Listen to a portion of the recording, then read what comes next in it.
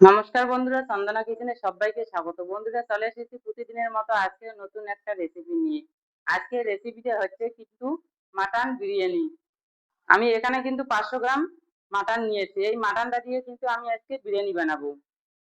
যে অনেকে কিন্তু চিকেন দিয়ে বিরিয়ানি বানায়, আজকে আমি নতুন ভাবে নতুন স্টাইলে মাটন দিয়ে বিরিয়ানি বানাবো। প্রথমে আমি মাটনটাকে রেডি করে নিই। দিয়ে দিচ্ছি পরিমাণ মতো লবণ। লবণটা কিন্তু আপনার স্বাদ মতো দিবে, যে যেরকম লবণ খান তারা সেভাবে লবণ দেবেন। দিয়ে দিচ্ছি হলুদ।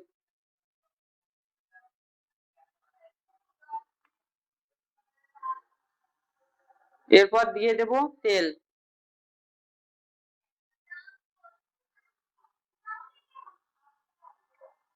এখন আমি দিয়ে দেব পেঁয়াজ বাটা, রসুন বাটা, আদা বাটা, এগুলো আমি দিয়ে দেব। রসুন বাটা, আদা বাটা, পেঁয়াজ কুচি, এগুলো দিয়ে ভালো করে ম্যারিনেট করে নেব।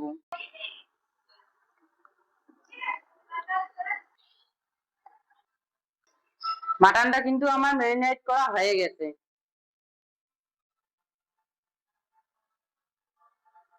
এখন আমি 20 মিনিটের জন্য রেস্টে রেখে দেবো। মাটনের জন্য কিন্তু আলু লাগে। আলু কিন্তু একটু বড় বড় সাইজের করে দিতে হয়, তার জন্য কিন্তু আমি দুটো আলু আগে থেকে ছিলিয়ে রেখে দিয়েছি। এটাকে এখন আমি কেটে নেব। আলুটা কিন্তু বড় সাইজের হয়েছে, এই আলুটাকে আমি 4 পিস করে নেব।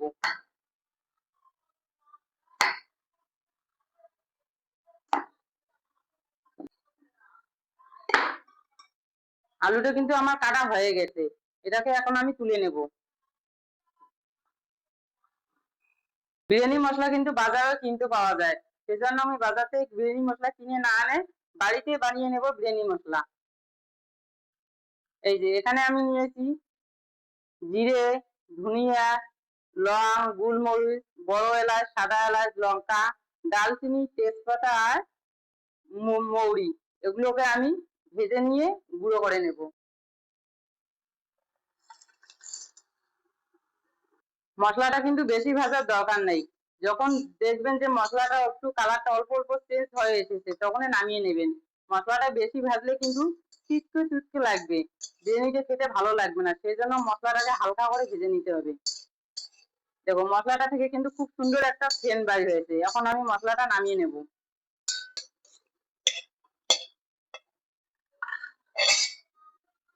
মশলাটা কিন্তু আমার ভাজা হয়ে গেছে, মশলাটাকে এখন আমি একটা মিক্সার জারে নিয়ে ভালো করে পেস্ট করে নেব।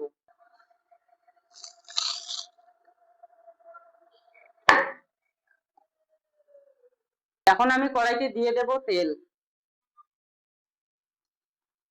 তেলটা কিন্তু একটু বেশি করে দিতে হবে। এই তেলে আমি দিয়ে দেব এই যে আলুটা যে কুচি করে রেখেছিলাম, এই আলুটাকে আমি দিয়ে দেব।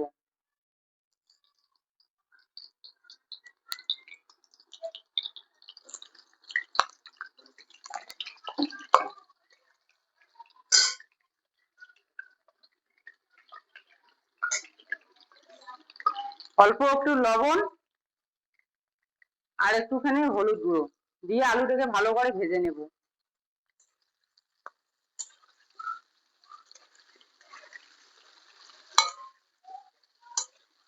কিন্তু আমার ভাজা হয়ে গেছে, আলুটা থেকে খুব সুন্দর একটা কালার এসেছে, এখন আমি আলুটাকে নামিয়ে নেব।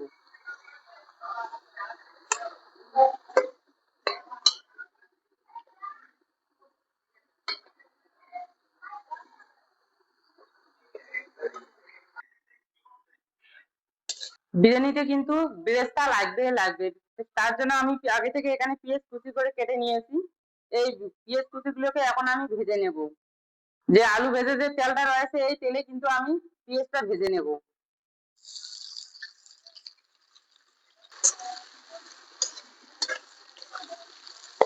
পেঁয়াজটা কিন্তু হালকা হয়ে এসেছে, পেঁয়াজটা ভাজতে একটু সময় লাগবে। তোমরা তো দেখতেও পাচ্ছ পেঁয়াজে কিন্তু আমি লবণ হলুদ কিছুই দেইনি। পেঁয়াজটা কিন্তু এখন আমার ভাজা হয়ে গেছে, এখন আমি এটাকে নামিয়ে নেব। পেঁয়াজ ভাজাটা কিন্তু একবারে ঠিকঠাক পারফেক্ট ভাবে দিতে হবে, ভাজা বেশি হয়ে গেলে কিন্তু আবার চিটকো টুটকো লাগবে, সেই জন্য একদম পারফেক্ট ভাবে ভাজাটা দিতে হবে। বেরেস্তাটা কিন্তু একদম রেডি হয়ে গেছে। দেখো একদম কত সুন্দর ঝরঝরে হয়েছে, দেখতেও কিন্তু খুব সুন্দর লাগছে। আগে থেকে ভাতের জলটা বসিয়ে দিয়েছি, জলটা ভালোভাবে গরম হওয়ার জন্য। যে আমি বিরিয়ানির চালটা 1 ঘন্টা আগে ভিজিয়ে রেখেছিলাম, চালটা দেখো কত সুন্দরভাবে কিন্তু ফুলে গেছে, আর দেখতেও খুব সুন্দর লাগছে। জল পাল্টে পাল্টে আমি 2-3 বার ধুয়ে নিয়েছি, চালটা খুব সুন্দরভাবে কিন্তু ফুলে গেছে। জলটা কিন্তু আমার ভালোভাবে গরম হয়ে গেছে, এখন আমি এই জলে চালটা দিয়ে দেবো।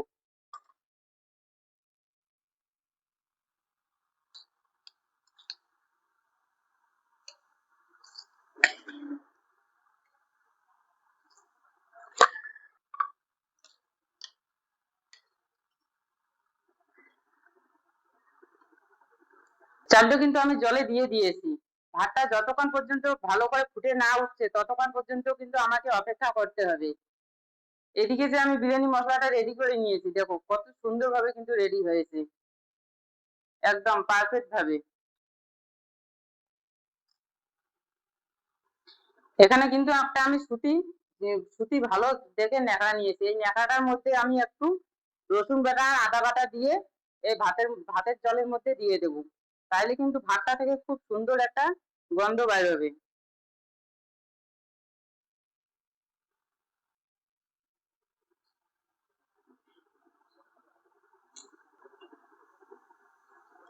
এবার আমার হয়ে গেছে, এই পুটলিটা এখন আমি এই জলের মধ্যে দিয়ে দেবো, তাইলে কিন্তু বিরিয়ানিটা থেকে খুব সুন্দর একটা গন্ধ বাইর হবে। আপনারা যারা বিরিয়ানি বানাতে পারেন না, আমার ভিডিওটা দেখে বিরিয়ানি বানানোর চেষ্টা করবেন। বিরিয়ানি বানা কিন্তু কোনো ঝামেলা ছাড়াই হয়ে যাবে, বাড়িতে ঘরোয়া রেসিপি দিয়েই একদম আপনারা বিরিয়ানি রেডি করে নিতে পারবেন। এই ভাতের মধ্যে কিন্তু আমি নিয়েছি 2 টুকরো ডালচিনি, একটা বড় এলাচ আর 3টে সাদা এলাচ। এই এলাচটুকু আমি এই মশলাটুকু এখানে আমি দিয়ে দেবো।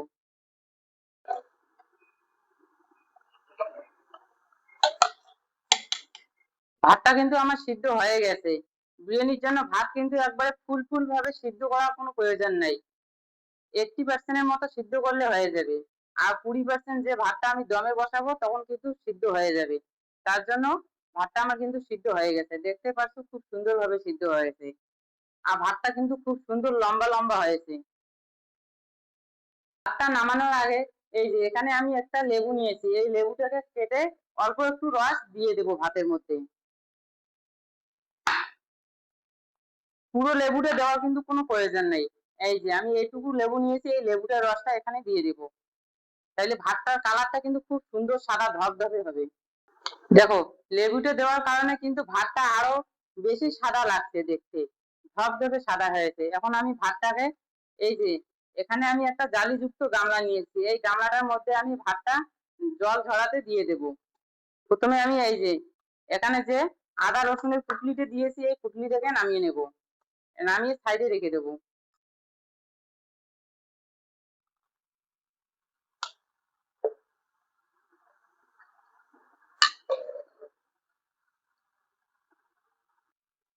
ভাতটা কিন্তু আমি জল ঝরাতে দিয়ে দিয়েছি, এখন ভাতটা ঠান্ডা হওয়ার জন্য অপেক্ষা করতে হবে। ভাতটা ততক্ষণে ঠান্ডা হোক, এদিকে আমি যে মাংসটা মেরিনেট করে রেখে দিয়েছি ওই মাংসটাকে ততক্ষণে আমি রান্না করে নেব। মাংসটা যে আমি 20 মিনিট আগে ভালো করে মেরিনেট করে রেখে দিয়েছি, দেখো মাংসটার কালারটা কিন্তু খুব সুন্দর এসেছে, দেখতে খুব সুন্দর লাগছে। এই মাংসটা এখন আমি এখানে যে কড়াইতে বেরেস্তা ভেজে নিয়েছিলাম, বেরেস্তা ভেজে যে তেলটা রয়েছে এই তেলের মধ্যে কিন্তু আমি মাংসটা রান্না করে নেব। ফোড়নে দিব 2টে তেজপাতা আর একটুখানি ডালচিনি, আর এর মধ্যে আমি দিয়ে দেবো মাংসটা।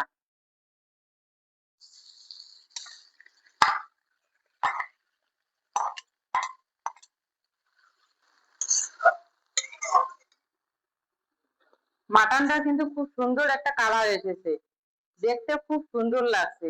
এখন আমি এর মধ্যে দিয়ে দেবো আগে থেকে যে আমি আলুটা ভেজে রেখেছিলাম, সেই আলুটাই দিয়ে দেবো।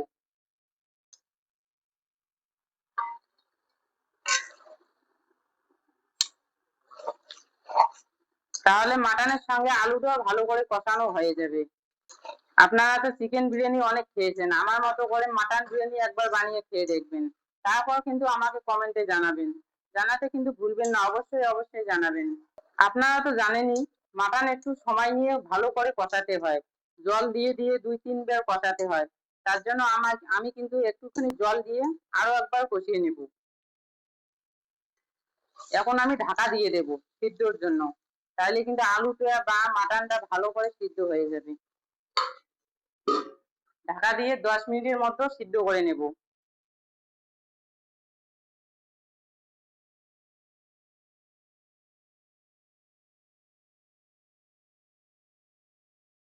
এবারও কিন্তু আমি ভাত দিয়ে দিয়েছি। এখন আমি এর মধ্যে দিয়ে দেব মাটনটা।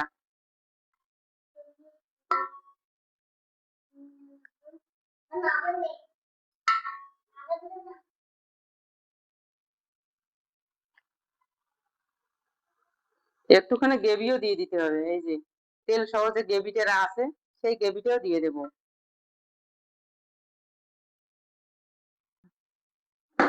আবারও দিয়ে দিচ্ছি এই যে বেরেস্তাটা।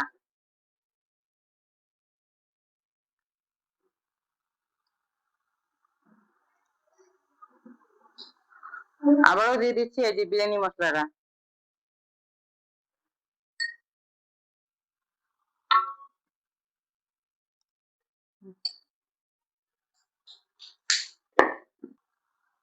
আবারও কিন্তু আমি ভাতটা দিয়ে দিচ্ছি।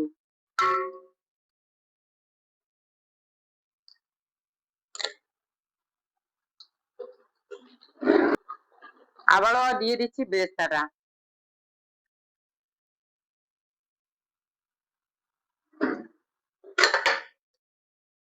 বেরেস্তা দেওয়ার পর দিয়ে দিচ্ছি বিরিয়ানি মশলা।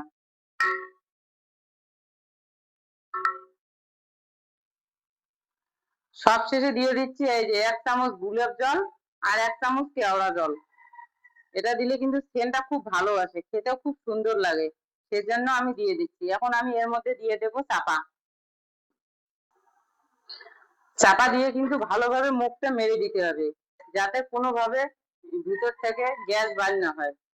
এই যে এরকম করে কিন্তু আমি আটা গুলে রেখেছিলাম আগে থেকে। এই আটাটাকে এরকম লম্বা লম্বা করে এভাবে মুখটা মেরে দেব।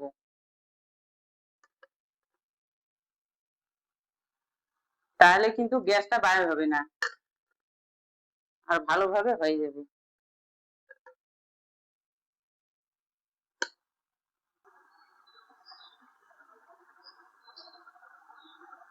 খুব সুন্দরভাবে মেরে দিতে হবে। দেখো আমার কিন্তু মুখটা মারানো হয়ে গেছে। গ্যাসের আঁচটা কিন্তু একদম লোতে রেখে 20 মিনিটের জন্য আমি এই ভাতটা দমে রেখে দেব। 20 মিনিট পর আমি চলে এসেছি। এই যে আমার কিন্তু একদম বিরিয়ানিটা রেডি হয়ে গেছে। এই যে আমি আটা দিয়ে যে মুখটা মেরে দিয়েছিলাম এই আটাটা এখন আমি তুলে নেব। এখন আমি বিরিয়ানিটা দেখবো কিরকম হয়েছে। বিরিয়ানিটা কিন্তু আমার একদম রেডি হয়ে গেছে। দেখো খুব সুন্দরভাবে কিন্তু রেডি হয়ে গেছে। খুব সুন্দর একটা সেন্টও বাইর হচ্ছে। এখন আমি আপনাদেরকে সার্ভ করে দেখাবো। তো এখন দেখাই আমার বিরিয়ানিটা কিরকম হয়েছে। তো এই যে দেখুন আমার বিরিয়ানিটা কিন্তু খুব সুন্দরভাবে ঝরঝরে হয়েছে আর দেখতেও খুব সুন্দর লাগছে।